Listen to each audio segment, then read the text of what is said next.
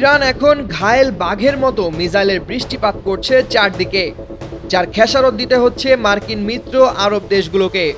Saudi আরবের তেল শোধনাগার রিয়াদে অবস্থিত মার্কিন দূতাবাস ও সিআইএ স্টেশনে সরাসরি আঘাত এনেছে ইরানের ড্রোন ও মিসাইল। আর এর পরপরই যেন পশ্চিমা প্রভুদের রক্ষার্থে সরাসরি যুদ্ধে যোগ দেওয়ার হুঙ্কার দিয়েছে সৌদি আরব। মধ্যপ্রাচ্যে এখন পুরোদস্তুর একটি বড়সড় আঞ্চলিক যুদ্ধের আলামত স্পষ্ট হয়ে উঠেছে।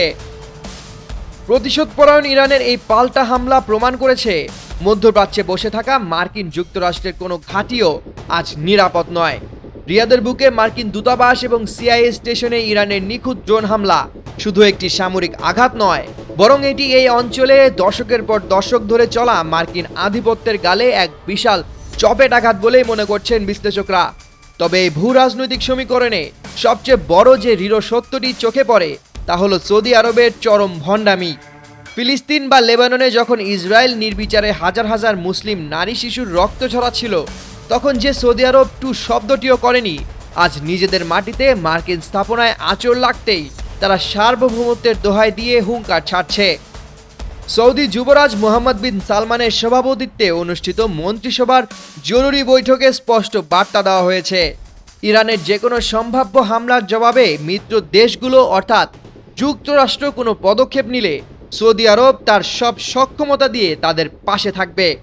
অর্থাৎ মুসলিম রাষ্ট্র হয়েও তারা সরাসরি ইহুদিবাদী ইসরায়েল এবং সাম্রাজ্যবাদী আমেরিকার পক্ষে গিয়ে আরেক মুসলিম রাষ্ট্র ইরানের উপর হামলায় অংশ নেওয়ার স্পষ্ট ইঙ্গিত দিয়েছে। যুক্তরাজ্য, ফ্রান্স ও ভারতের মতো দেশগুলো তড়িঘড়ি করে সৌদির পাশে দাঁড়ানোর যে বিবৃতি দিচ্ছে তা মূলত পশ্চিমা ব্লকের নিজেদের স্বার্থ বাঁচানোর এক মরিয়া চেষ্টা মাত্র। কিন্তু সৌদি আরবের এই আস্ফালন কি সত্যি কোনো কাজে আসবে? প্রিন্সটন ইউনিভার্সিটির বিশেষজ্ঞদের মতে সৌদি আরব একটি সীমা লঙ্ঘন করার কথা বললেও ইরানের সাথে সরাসরি যুদ্ধে জড়ানো রিয়াদের জন্য একটি সম্পূর্ণ আত্মঘাতী সিদ্ধান্ত হতে পারে।